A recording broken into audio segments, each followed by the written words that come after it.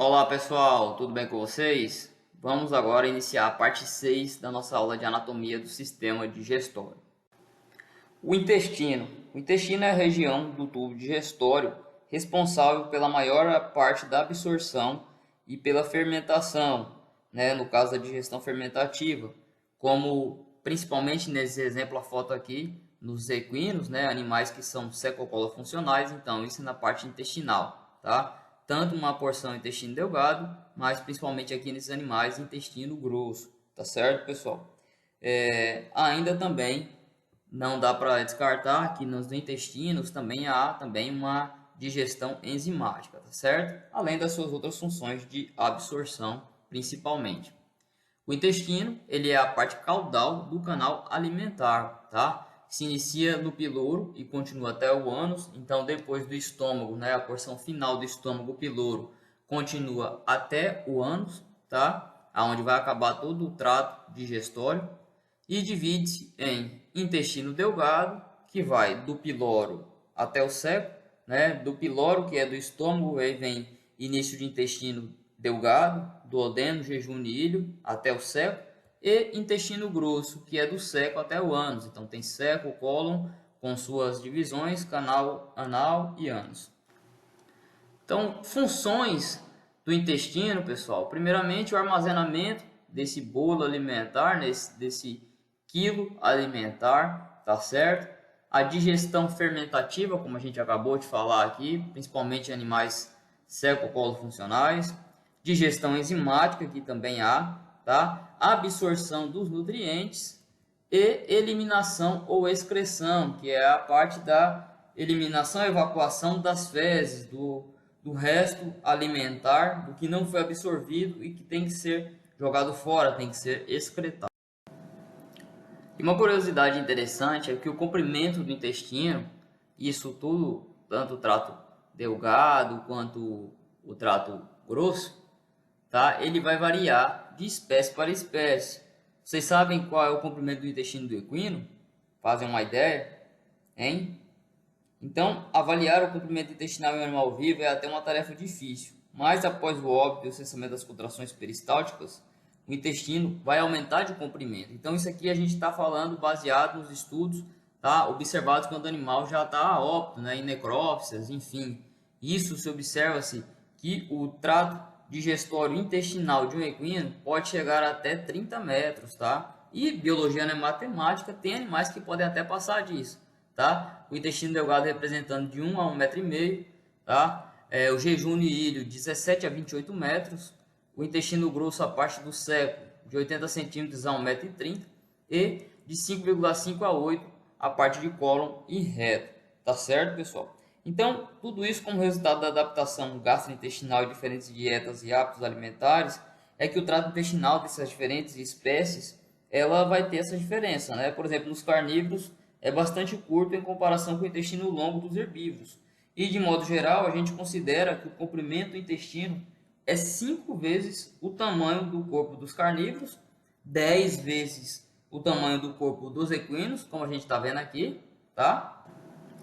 E em ruminantes, tá? Pode chegar até de 20 a 25 vezes o tamanho do corpo destes animais, como aqui nesse quadro mostra a relação entre o comprimento do corpo e comprimento do intestino. Olha aqui os bovinos, relação de 1 para 20, tá? Você vê lá o intestino delgado, comprimento relativo de 81%, tá? Comparando com o corpo, comprimento absoluto 46%. Então, aí você vê a proporção do corpo para o tamanho do intestino é de 1 para 20. Já no caso dos pequenos ruminantes, de 1 para 27. Tá certo?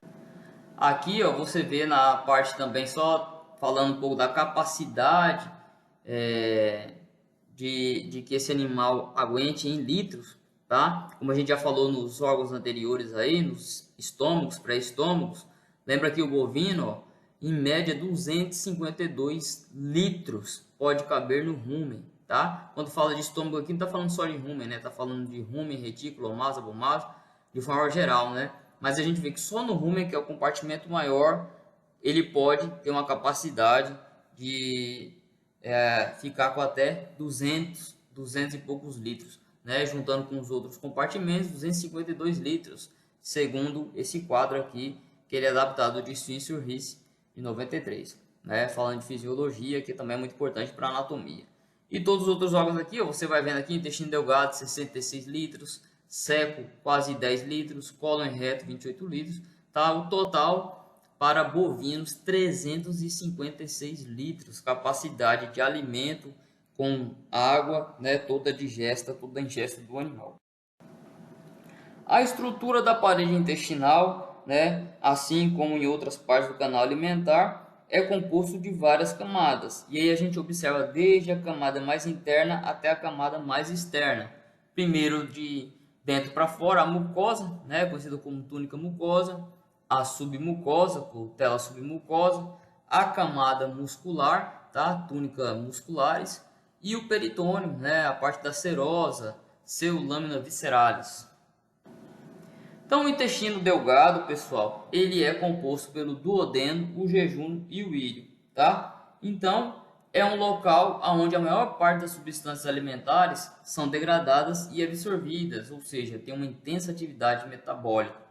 É no intestino delgado também que na mucosa interna tem as vilosidades intestinais, e elas são bem pequenas, que são até conhecidas como microvilosidades. Então, isso é muito importante para essa questão da absorção dos nutrientes, tá? Falando um pouquinho também desses processos de intensa atividade metabólica, da digestão enzimática, que já começa desde ali, né, no abomaso, com a quimosina, também chamada de renina, para a coagulação do leite, né, do colostro também, e no caso dos bovinos, né, adultos, a pepsina, ela é completada no intestino delgado com a participação tanto de enzimas pancreáticas, né, seja tripsina, quimiotripsina, amilase pancreática, lipase, e de outras enzimas também intestinais, como a lactase, a maltase, a sacarase, disacarídeos e outras, tá? Então, no intestino delgado, especialmente aqui falando agora de duodeno e jejum, é onde vai ocorrer a maior parte da digestão e absorção dos nutrientes,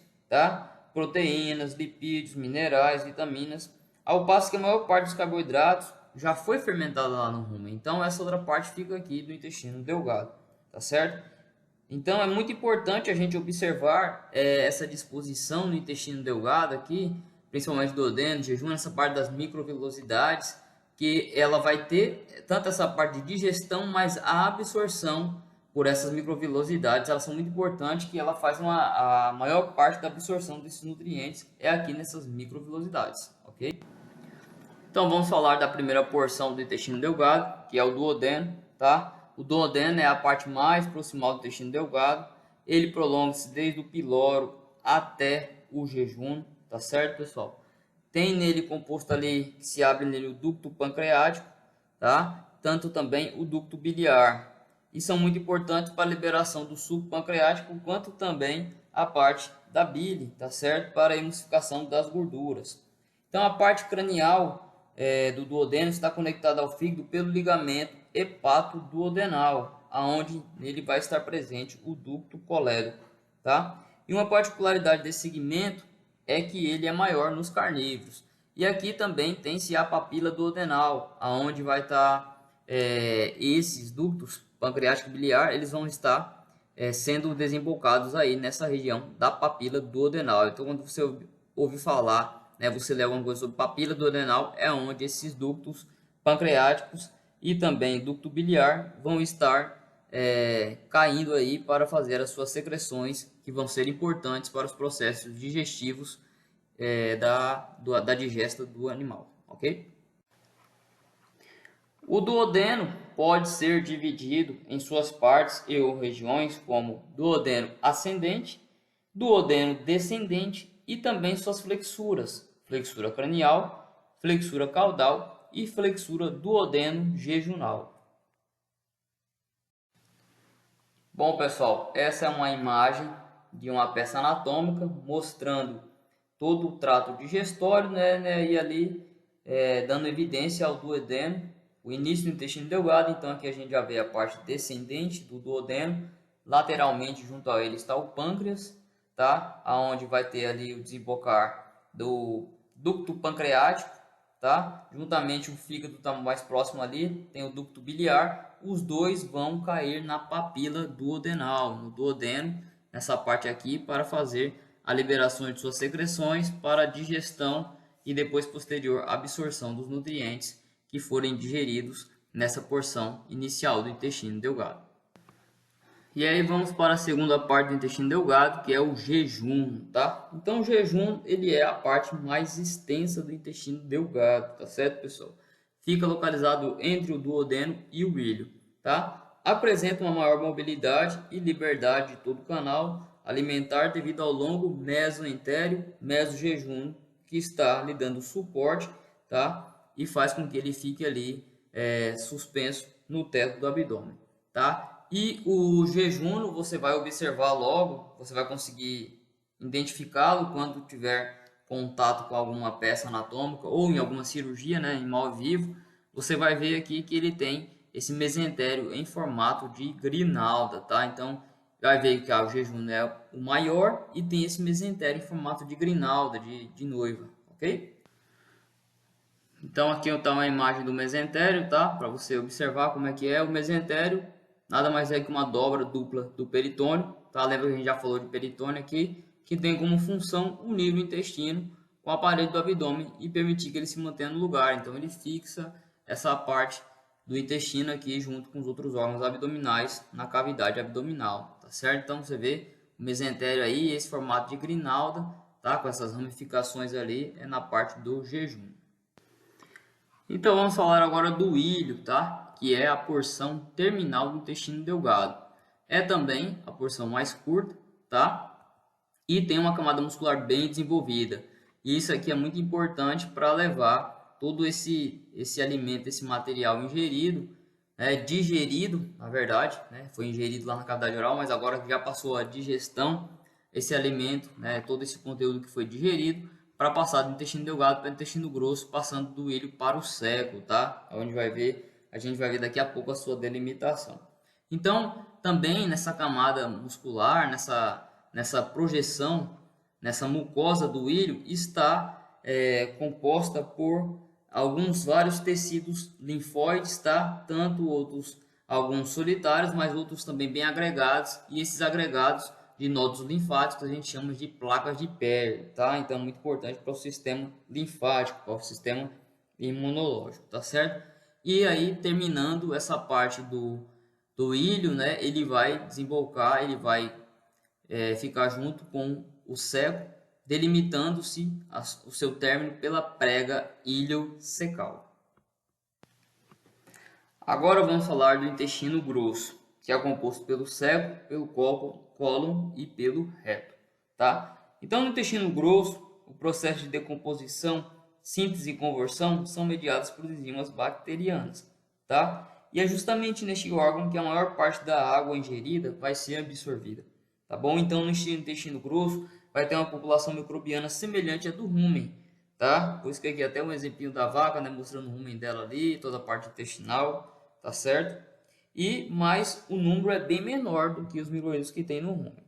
Esses micro-organismos vão fermentar o pouco substrato que lá chega, da mesma forma que os do rumen, produzindo ácidos graxos voláteis e proteínas microbianas. Ocorre também uma certa digestão de celulose por enzimas deste mesmo micro-organismo, e as vitaminas B e K, assim como também no rumen, são sintetizadas neste órgão, tá? Em todo esse trajeto do intestino grosso. Existe a absorção destes nutrientes produzidos no intestino grosso, mas ela também é bastante limitada, porque a maior absorção dos nutrientes a gente vai ver ali no intestino delgado, tá? Então aqui basicamente, além dessa fermentação e dessa decomposição, a gente vai observar uma grande absorção de água e eletrólitos. Então o seco, pessoal, é a primeira parte do intestino grosso, tá certo?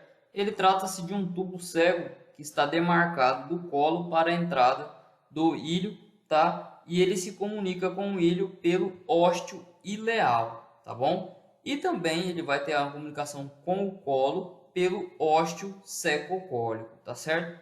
Ele se fixa pela prega iliocecal, tá? E a qual vai definir a extensão proximal do ilho. Uma particularidade, observação que a gente observa nos animais domésticos, diferente do humano, é que o apêndice vermiforme está ausente nos animais domésticos, tá? Então, por isso que muito difícil, né, ou quase impossível ocorrer apendicite nos animais como ocorre nos seres humanos, tá ok? A função do seco, ele é uma câmara de fermentação, tá? E seu tamanho vai depender do hábito alimentar desse animal. Então a gente vai ver aqui, tem uns animais que tem um seco muito maior, mais desenvolvido, isso porque seu hábito alimentar necessita que desse tamanho, dessa projeção, porque ele vai fazer uma fermentação maior. Um dos exemplos são os equinos. E já falando de seco de equino, né? A gente observa que ele tem uma capacidade de até acima de 30 litros, então a grande capacidade, é um seco bem grande, bem desenvolvido, tá? E pode medir cerca de 1 metro, tá? Ele consiste em uma base dorsal, tá? Um corpo curvo afilado e um ápice cego crânio ventralmente. Essa outra imagem aqui só para mostrar a base, né? O número 1 ali mostrando que é a base, a parte mais dorsal, tá? E também ligeiramente que está mais em cima dorsal e um pouco cranial, mas a gente vê que a projeção é maior dorsal. O número 2 ali é o corpo, curva afilhado, tá? E o número 3 é o ápice cego, né? Que tem a terminação ali e ele é crânio ventralmente, tá? Deslocado para a parte ventral e cranial do corpo do animal, tá? Um exemplo aqui no equídeo. A camada longitudinal da camada muscular é concentrada em faixas, tá? Visíveis como tênis na superfície externa, entre as quais as paredes secal se ondula em 4 fileiras de saculações, também chamadas de alstras. Essas faixas, né, estão chamadas também de tênis, são a tênia ou faixa medial, lateral, dorsal e ventral. Porém, o número dessas saculações ou alstras, elas vão diminuindo em direção ao ápice, tá certo? O seco do equino, né, ele é muito responsável pela digestão de carboidratos complexos, como a celulose. Então, é um animal herbívoro, ele vai precisar muito dessa digestão de celulose, por isso que aqui ele é um órgão bem desenvolvido, bem grande, como a gente já vem vendo nos slides anteriores. E agora nós vamos falar do colo, ou cólon, né? Você pode ver na nomenclatura, os livros mais atualizados já vem escrito colo, mas muita gente se conhece ainda e tem muita coisa descrita como cólon, tá? Então, ele dividido os segmentos, bem como a nomenclatura da anatomia humana, é muito já recomendada para carnívoros, como cães e gatos, tá? Dividido em 3 segmentos: colo ascendente, colo transverso e colo descendente. Tá certo, pessoal? Então, nessas espécies, cães e gatos, o colo ascendente ele é curto e passa cranialmente à direita, tá? O colo transverso vai passar da direita para a esquerda, cranial à raiz do mesentério. E o colo descendente é longo e passa à esquerda da raiz do mesentério caudalmente, onde ao atingir a cavidade pélvica, prossegue como reto, tá? Em outros mamíferos domésticos, a forma e a topografia do colo são mais complexas, sendo que o colo ascendente apresenta as modificações mais significativas. Tá certo, pessoal? Então, o colo ou cólon do equino, tá? Ele também é dividido em colo ascendente grande, tá? Colo transverso, que é um pouco mais curto, e colo descendente, que é também conhecido como colo menor, tá? Então, ele consiste em disposto em 2 alças, essa parte do colo ascendente, em forma de ferradura, situadas uma em cima da outra. E o colo transverso curto é um longo colo descendente, tá? Devido à diferença considerável do diâmetro, a gente já pode classificar as 2 primeiras porções, o colo ascendente e o colo transverso, como o colo maior. E a terceira, que é o colo descendente, colo menor. Então, devido a essa estrutura, a esse tamanho, por ser maior, o colo ascendente já pode ser subdividido em 4 segmentos paralelos, tá certo, pessoal? Conectados por 3 flexuras, com a seguinte ordem próximo distal, tá? Então, como a gente falou, devido a essa complexidade, né, esse grande tamanho que tem, pode ser dividido em cólon maior ventral direito, né, ou sou cólon ventral direito, colo também, você pode às vezes tirar o N ali, dependendo da nomenclatura da literatura que você estiver lendo. A flexura external, tá? O cólon ventral esquerdo ou cólon maior ventral esquerdo, a flexura pélvica, tá? O cólon maior dorsal esquerdo ou cólon dorsal esquerdo e a flexura diafragmática e o cólon maior dorsal direito ou só cólon dorsal direito, tá ok? Depois vem o cólon transverso, que ele é um pouco mais curto, menor, e realmente o menor de todos é o cólon descendente. Após esse vai ter o canal, vai ter o reto, né?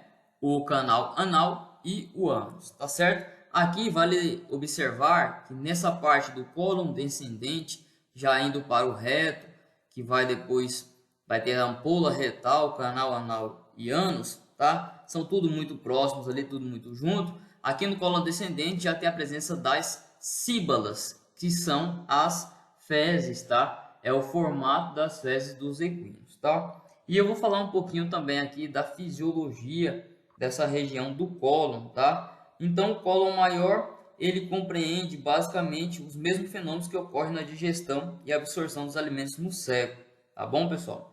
Nas porções finais do cólon maior, vai atuar mecanismos de regulação das secreções e absorção deste segmento intestinal. Vai preservar o sódio e proporcionar também um gradiente para que se complete o ciclo hidroeletrolítico, mantendo, entretanto, um grau de umectação que possibilite o transporte da digesta em direção ao cólon menor, tá? Saindo desse cólon maior para ir para o cólon menor. Já o cólon transverso, que ele é mais curto, né? Ele passa da direita para a esquerda, no sentido cranial, a raiz do mesentério, tá? E ele vai se caracterizar por duas tênias que se afunilam rapidamente até alcançar o diâmetro do colo descendente, ou seja, do colo menor, que se sucede ao colo transverso na altura do rim esquerdo. O colo transverso está envolvido na fixação dorsal do colo dorsal direito. E o colo menor, o colo descendente, ele tem por função absorver a parte do conteúdo líquido da digesta e de formar o bolo fecal e recobri-lo com película de muco para evitar lesões na mucosa e facilitar a progressão e consequente defecação. Como eu falei aqui anteriormente, aqui já vão ter síbalas prontas para serem defecadas, tá bom, pessoal? Então vale lembrar que essas diferentes partes do colo ascendente também não pode ser distinguida apenas por sua topografia, por esse local como eu falei aqui, tá? Por essas regiões e flexuras.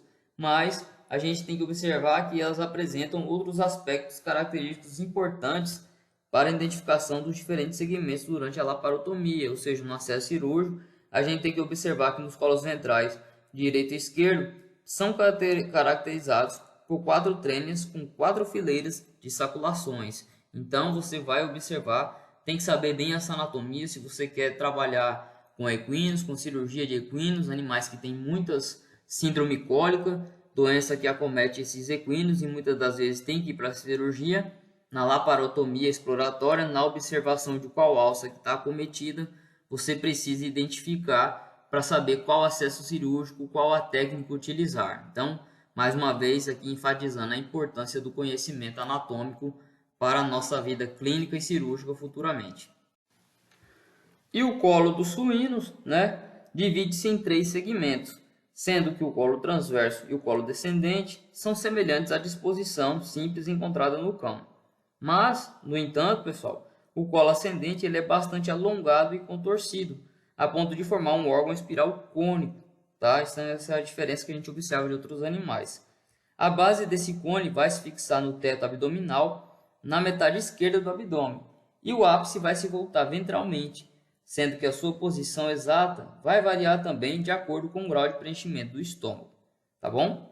Então, após se originar no cérebro, ventralmente ao rim esquerdo, o colo ascendente vai formar giros centrípetos, passando no sentido horário, tá? Isso quando visto de cima, para o ápice do cone. E aí ele vai se voltar para formar a flexura central e retorna para a base em giros apertados no sentido anti-horário. Esses giros centrípetos vão estar localizados na parte externa do cone, ao passo que os giros centrífugos vão estar localizados no interior do cone coberto por outros centrípetos. Os centrípetos são marcados por 2 tênias com 2 fileiras de sáculos entre elas, que não estão presentes nos giros centrífugos. Já o colo dos ruminantes, tá? É dividido nas partes ascendente, transversa e descendente, tá? Então, o colo ascendente, ele é indubitavelmente esse segmento maior, mais longo, tá? E possui uma disposição característica em espiral. Após ele deixar o seco, o colo ascendente vai formar a alça proximal do colo em forma de S, sendo que o primeiro segmento ele é convexo, tá bom? Cranialmente, e o segundo é convexo caudalmente. Lá ele vai se estreitar e gira ventralmente para formar uma espiral dupla ou alça espiral, a qual vai estar em contato com o lado esquerdo do mesentério. Vão ter dois giros centrípetos, tá? Isso a gente pode observar 3 em ovinos também e 4 em caprinos, tá? 2 em bovinos, 3 em ovinos e 4 em caprinos, tá? Esses vão se inverter na flexura central da espiral e vão ser sucedidos por dois giros centrífugos. Há também 3 giros centrípetos, tá? Como a gente acabou de falar aqui, que pode ter no ovino e 4 no caprino, acabando na flexura central, tá bom? E os giros centrífugos dos pequenos ruminantes vão possuir uma aparência de um colar de pérolas e confere o aspecto característico dessas fezes. Quando você vê aquelas fezes em bolinhas, né, parecendo grãos de café, bem sequinhas, é devido a esse formato aqui do colo dos pequenos ruminantes, e isso favorece com que tenha uma absorção maior de água, de líquidos, tá, para um melhor aproveitamento, tendo em vista também que esses animais, devido ao seu hábito alimentar e a origem desses animais, né, origem de locais áridos, tá, esses animais eles têm essa predisposição a aproveitamento e absorção da água de uma forma que eles consigam sobreviver melhor e absorver e aproveitar o máximo de nutrientes da ingesta que eles fazem, tá? Então, nos pequenos ruminantes, o último giro centrífugo, ele realiza uma espiral mais próxima do jejum ao redor dos linfonodos jejunais. E, embora toda a espiral apresente a forma de um disco plano no bovino, vai se dispor em forma de um cone baixo nos pequenos ruminantes, tá? Após a última alça centrífuga da espiral, o colo ascendente vai prosseguir em uma alça distal, a qual vai conduzir primeiramente em direção à pelve, e então vai se afastar desta para se unir ao colo transverso. O colo transverso ele é o mais curto de todos, né? Então a gente observa que ele vai cruzar a linha média cranial até a raiz do mesentério e vai prosseguir caudalmente na forma do colo do intestino, tá? Do colo descendente, desculpa. E esse segmento do colo vai costumar estar envolvido em tecido adiposo e fusionado às paredes adjacentes do intestino. Antes de se unir ao reto, tá? Ele na abertura pélvica cranial, ele toma a forma de um S, constituindo o colo sigmoide, tá? Então a gente observa aqui essa parte de colo sigmoide em forma de S, tá? Vai ter uma mobilidade que vai permitir um considerável alcance de movimentos para a mão do examinador, no caso da palpação retal, que pode ser utilizada tanto nas manobras obstétricas, na parte reprodutiva, bem como também do exame do trato digestório desses ruminantes, principalmente dos grandes ruminantes, tá? Pequeno ruminante não. Então, reto, pessoal, ele é a porção terminal do trato digestório, né? Vai do cólon até o ânus, tá? É a parte mais dorsal das vísceras pélvicas, tá certo? E ele fica suspenso pelo mesorreto, tá bom? E ali no finalzinho ele vai se dilatar e vai formar ampola retal, a qual vai entrar posteriormente no canal anal. E logo após o reto vem a parte terminal, já o finalzinho mesmo do todo trato digestório. Depois do reto é a parte terminal do canal alimentar, é o canal anal. Ele é curto e ele vai se abrir para o exterior pelo ânus. Então logo depois tem o reto, já tem a ampola retal, junto no reto, canal anal, e aqui já está a parte, já a gente vai observando que a parte exterior é o ânus. E o ânus, pessoal, que é a parte final, a parte que já tem um contato externo do trato digestório, acaba o trato digestório, já vem para externo, para a parte da evacuação, da excreção das fezes, é a projeção muscular que realmente finaliza o sistema digestório, e é composto por esfíncteres anais, tanto externo quanto interno, tá? O esfíncter anal interno é composto de músculo liso e o esfíncter anal externo é composto por músculo estriado, que emerge das vértebras caudais. Então aqui, a partir daqui já é a parte de evacuação e acabou todo aquele caminho do alimento que a gente observou desde a entrada na cavidade oral, na boca, passou por todo o trato digestório e chegou até o ânus, onde são excretadas as fezes. E assim finalizamos a nossa série sobre a anatomia do sistema digestório dos animais domésticos, tá? Espero que vocês tenham gostado, tenham aprendido. Continuem estudando pela leitura recomendada. Essa aula foi feita baseada em grande parte no livro Koenig, tá? Essa 7ª edição, vocês têm ele disponível na biblioteca, vocês têm acesso a eles. Se quiserem e puderem, comprem esse livro, que é muito bom. A vida toda vocês vão utilizar o livro de anatomia. E continue também consultando outras referências. Prestem atenção no que a gente vai falar em sala de aula, tá? Qualquer dúvida, falem comigo e eu vocês em um próximo assunto. Até a próxima aula, pessoal!